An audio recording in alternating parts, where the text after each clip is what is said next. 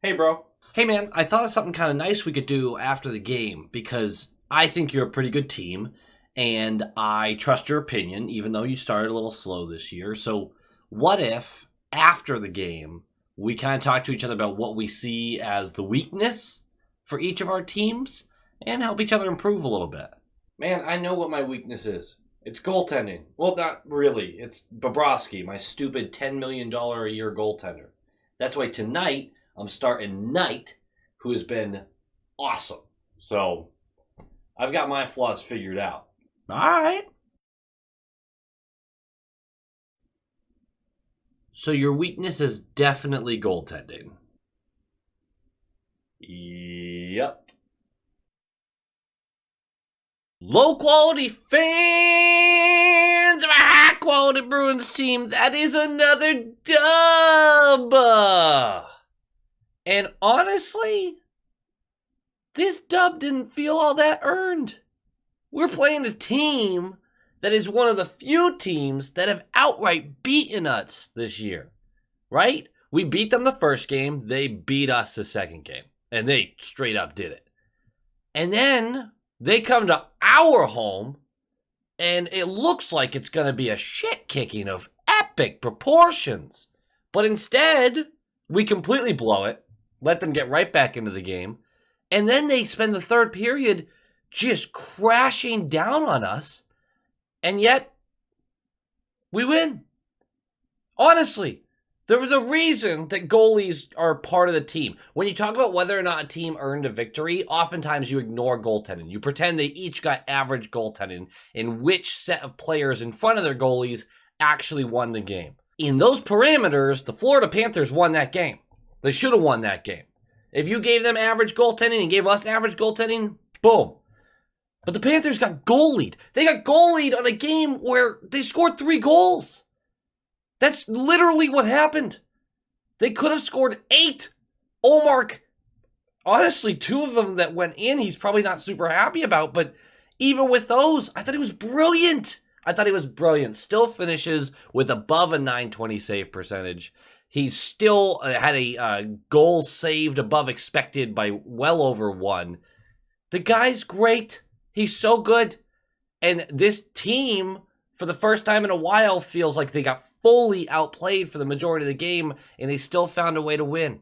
The Panthers are 5-5-0 in their last 10. Bobrovsky has been bad, a sub-900 save percentage on the season. It looked like Knight was actually running away with the starting job, but then he went down with a flu for about a week and a half, 2 weeks. This is his first game back. They left him in the game because Bob had started 7 straight games.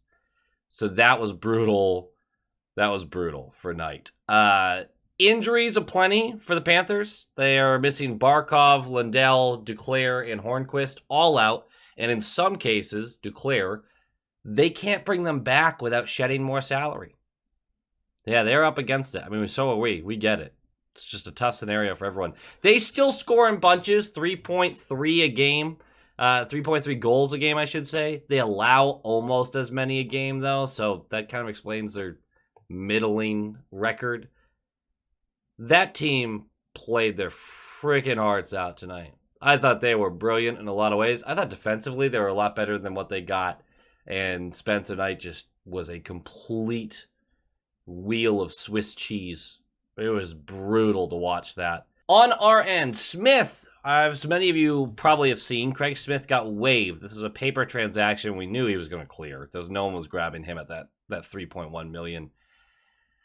This way, he can get sent down over the Christmas break, save us a little bit of money day by day. It was literally just a paper transaction. He's in the lineup. Ulmark starts, as I've already said. Hall is back to the third left wing. Zaka's back to the second left wing. No other changes. My big note going into this game was you can't start slow against this team. This team's good enough to make you pay, and we didn't. But I want to ask you something before we really dive in.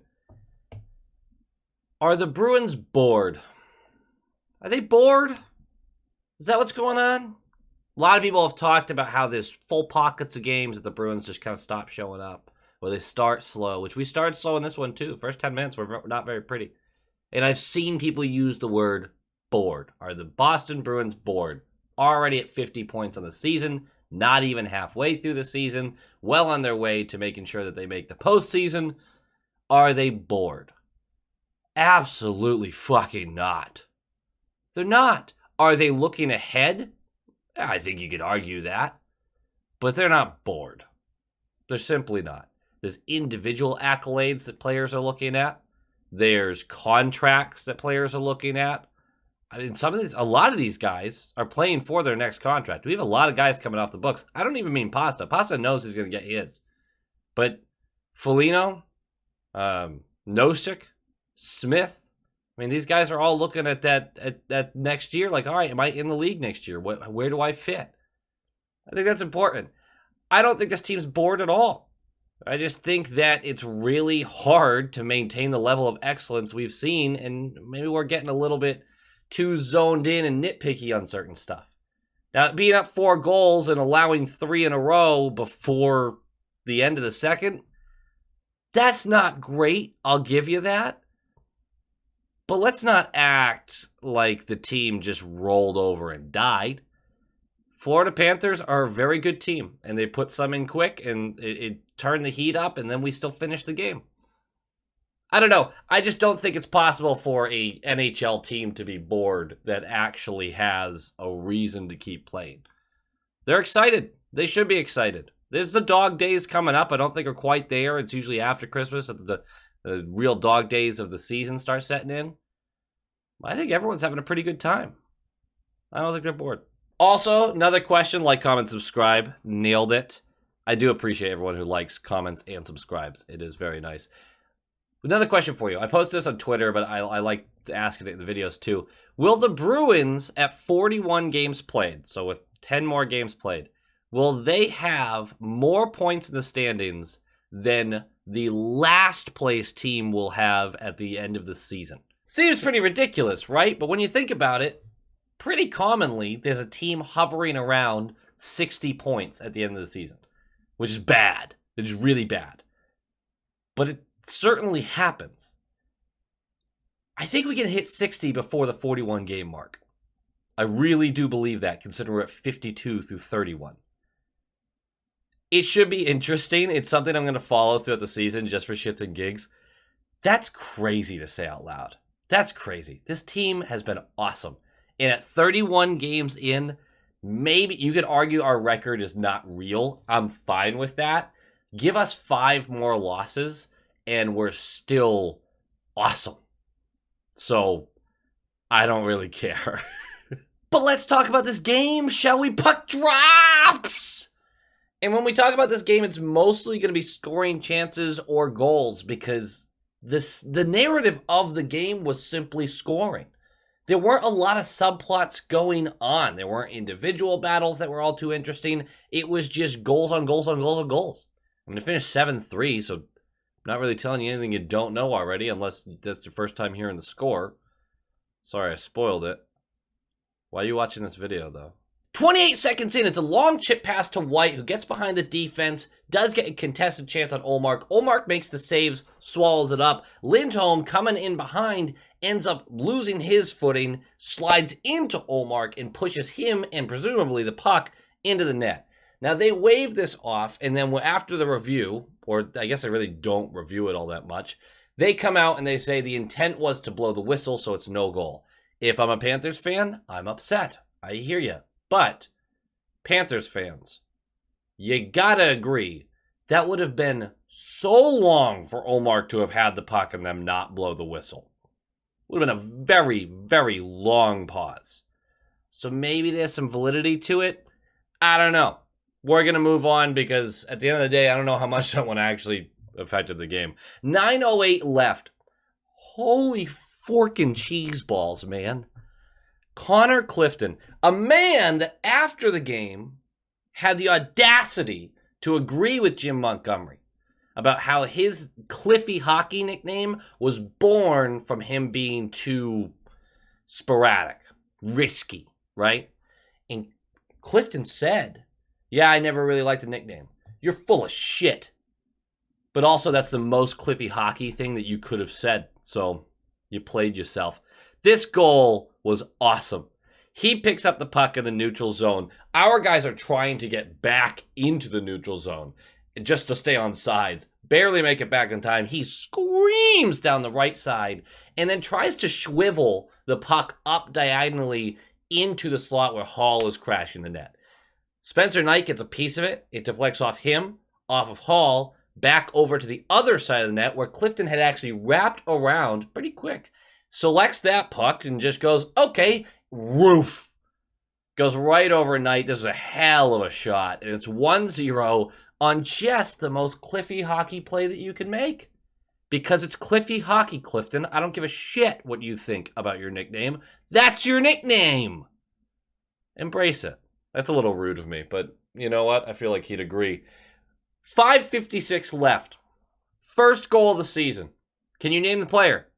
If you didn't see the game, can you name the player? It's Brandon Carlo.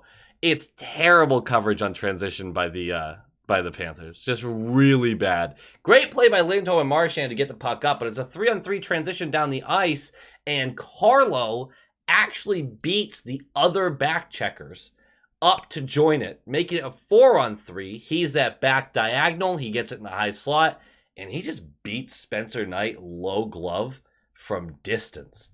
That's one I'm sure he wants back. And just like that, it's 2-0. That's 2 goals in about 4 minutes. 3 minutes. Not too shabby. 2 minutes later, it's another terrible back check by the Panthers. It's a 2-on-2 transition. Coyle is your third guy in. They don't back check hard. Pass back to Coyle on that diagonal slant again. He goes into the right circle and fires this on Spencer Knight. And it finds its way in. He gets a big piece of it blocker side, but squeaks its way in. 3-0. That's 2 goals that really shouldn't have gone in. But we're up 3-0. The game's over, right? 3:20 left, Sam Bennett for roughing. Power play. We don't do anything with it. But we're going into the second up 3 goals, and Jack kept saying it's a year of the comeback, and guess what happens? Thank you, Jack. It's a frantic start to the second. 30 seconds in. Ulmark is down, puck in the crease, but it squirts out. Doesn't get in the net. We'll take it. There was a lot of those. We lost a lot of net front battles, which could have made it a lot worse. 1:16 in. Our forecheck creates an opportunity as Forsling clears the puck over the boards, meaning we're going to go on the power play for their delay of game. And it takes about 20 seconds. It's great patience by Marchand. And first of all, we had some nice puck retrievals on this. I'm just saying. Great patience by Marchand. He's down in that right corner. And he's just waiting for things to open up, Finally, a lane to Bergeron in that slot bumper area. Chucks it up to him. Bergeron hammers this on net. Save is made, but it ends up getting kicked out to Pasta in his office. And again, he just roofs it. Not again. Well, I guess I could say again because he's done it 21 times now this season. Just a gorgeous shot. Squeaks by Knight. 4-0. Knight might have wanted this one back too. I'm going to give him a break because of how well this was placed. I'm sure he felt like he was in a better position to make that save. 4-0 on the power play goal. We are 2 minutes into the second period. We have 38 minutes left of hockey, but it's 4-0, right? Well, a minute later, it's a failed clearance and then a shot from the left point, and Forbort completely losing a battle in front of the net to Reinhart. Just Reinhart gets inside him, puck hits Ulmark. Reinhart kind of goes through him. It sputters out. Ulmark wants this back. He wants to swallow this up. He wants this one back. But it comes back out. Reinhart, just a gift, gets to dunk it right past him. It's 4-1. No one gets nervous yet. Why would you get nervous? Well, 2 minutes after that, they set up again. They've been doing that a lot. Just good puck movement. It goes from the left corner, up to the high slot, over to the right side, and this shot, Stahl on the right circle. Now look, this didn't have 0 speed, but it certainly wasn't quick. It drifts in on Ulmark, and Ulmark is there, and somehow it just squeezes through him. And it's 4-2, and I know Ulmark wants that back, because he's there. It's 4-2. We let in a couple softies, and softies by, first of all, really bad management of the front of the net on the first one. And the second one, although it's great puck movement and everything, Ulmark will be the first to tell you, I was there. I should have had that puck. But it's 4-2, and it's a ball game again. And we still have 34 minutes left to play. 11:38 left. Just a few minutes after that last one. Florida thinks they scored again off of another scramble in front of the net. The puck gets squirted out. It gets hit back towards Ulmark. Squeaks under his pad. Looks like Forbort might have cleared it off the line. The referee's waving it off. Like, absolutely not. Forbort got there. He couldn't be more wrong. That thing was inches over that line. It's 4-3, man. It's a goal. Oh, man. And right off the next face-off, Pasternak, a hit to the head of, I don't remember the Florida Panther, but it's okay. Hits him in the head. This was a tough call. I can see why it got called. We're going to the penalty kill. You were up 4-0. You've allowed 3 straight in the span of 7 minutes, and now you're going to the penalty kill. Had they allowed a goal here, I do think this game ends very differently. But we kill it. Thank God. 8:10 left. It's a bad line change by the Panthers, leading to a 3-on-2. Lindholm in the center. He boosts this over to the right side to Zacha. Lindholm is then going to jump past the defenders, get behind him. Zacha's going to feed this back to Lindholm. He tips it. It goes off the post, far side, across the crease, off the post, near side, and then out to Krejci. Spencer Knight is down, doesn't even know where the puck is. He flicks it over him. That's a nice goal. 5-3, sigh of relief. Going to the third, up 2. The third was an absolute masterclass by Ulmark. I mean, scramble after scramble in front of the net. Guys are losing physical battles in front of the net, so Ulmark just has to see the puck and make the save. He's falling over. He's getting knocked over. Glove. Got it. Doesn't matter. Stick. Don't even get close to me. His positioning, just his tracking of the puck, which I cannot praise enough in this game. Main difference between him and Knight in this one, other than Knight just not making the obvious save too. I just can't praise this guy enough. He is the reason we won this game. He allowed 3 goals. He's the reason we won the game. Spencer Knight also is the reason we won the game. He was terrible. Just god-awful. I feel bad for the kid, but damn. 11:08 left. Bergeron beats Knight with another weak one. And just great feed from Clifton from our zone up the right wall. Bergeron takes it, stays on side, gets in there, goes under the right circle. Just goes far post and in. And again, Knight, what are you doing? The angle, everything. It's a great shot, but you got to save this. It's 6-3, and it feels over. 8:23 left. Montour is going to go for slashing. Great skill on display here. The puck retrievals, the winning the board battles, and it peaks as Lindholm fires it from the high slot. Puck is blocked before it gets to Knight, drops into Bergeron's lap, and he's able to flick this over the pad before Knight can realize where it is. I really think he lost the puck that off in this game. I do believe that. So it's 7-3. Bergeron, 4-point night. You love to see it. And that's another dub at home. That's another dub at home. We are going to have to kill a late penalty. Frederick gets called for a phantom goaltender interference, but whatever. It's fine. I thought Freddie played a decent game. I thought most of our guys played a pretty decent game. I thought defensively we could have been a lot better in front of Ulmark. I'm really disappointed with what they allowed in front of him. But he was up to the task. And he's my first game note. You take a game. This reminds me of the Pittsburgh game where he got pulled and then had to come back and still won. He was having a bad game. On their third goal, I believe they had taken 14 shots at that point. It wasn't high. And everyone's kind of sitting there like, I know this isn't the point, but I'd really rather him compete for the Vezina all year. So please don't have these games. And then he still ends up with a 920 something because he just shut them down after that. And Florida came for him. They took a ton of shots in the third. They were all over us. They nearly doubled us up in shots in the game because of an explosive third. Ulmark kept him at bay. Zacha deserves a shout out too. I believe he was a -1 in this game, plus minus. A game we won 7-3. He did not have a single point. I thought he was fantastic this game. All over the ice, made some huge back checks, made some great defensive plays in general, and some great plays getting the puck up ice. And he just never happened to be the guy that touched the puck or was on the ice for the actual goals. I know that says a lot, but sometimes the box score doesn't tell you everything. I thought Zacha was brilliant tonight, and he just really got a raw deal on the actual stats of it all. It happens. I'm really proud of this team. I think you should be with their record right now, 25-4-2. Yes, the team's come down to earth a little bit, but that was expected. Like, let's not have this expectation that they're going to win 9 out of every 10 games, because it's hockey. It doesn't work that way.